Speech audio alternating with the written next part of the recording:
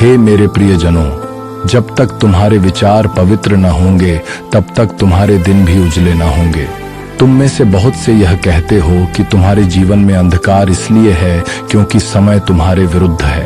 परंतु मैं तुमसे सत्य कहता हूँ, जब तक मनुष्य का हृदय शुद्ध नहीं होता, जब तक उसके विचारों में प्रेम, क्षमा और करुणा का प्रकाश नहीं भरता, तब तक पिता का आशीर्वाद उसके जीवन में नहीं उतरता। मैं तुमसे कहता हूँ, जो अपने भाई के दुख पर हंसता है वह अपने भीतर की मानवता खो देता है। जब किसी मनुष्य को दूसरे के आंसू देखने में आनंद आने लगे तो जान लो कि उसके भीतर का प्रेम मर चुका है, क्योंकि मैं उसी हृदय में वास करता हूँ जो दूसरों के आंसू पोंछता है, न कि उस हृदय में जो दूसरों को रुलाकर घमंड करता है। और मैं तुमसे यह भी कहता हूँ, जब अपने ही घर के लोग तुम्हें बोझ जान पड़ें और पराये तुम्हें अपने से अधिक प्रिय लगें, तो समझ लो कि आत्मा का पतन आरंभ हो गया है। विनाश सदा बाहर से नहीं आता, अक्सर वह मनुष्य के भीतर के विचारों से जन्म लेता है। जब मनुष्य प्रेम से दूर हो जाता है, जब वह घमंड और स्वार्थ में डूब जाता है, तो उसका गिरना निश्चित हो जाता है।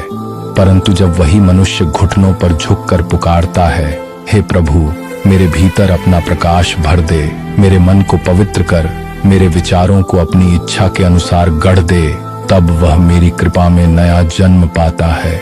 हे मेरे प्रियजनों, इस संसार से मत डरो, क्योंकि मैं तुम्हारे साथ हूँ। तुम्हारे अच्छे दिन तभी आएंगे जब तुम अपने विचारों को शुद्ध करोगे।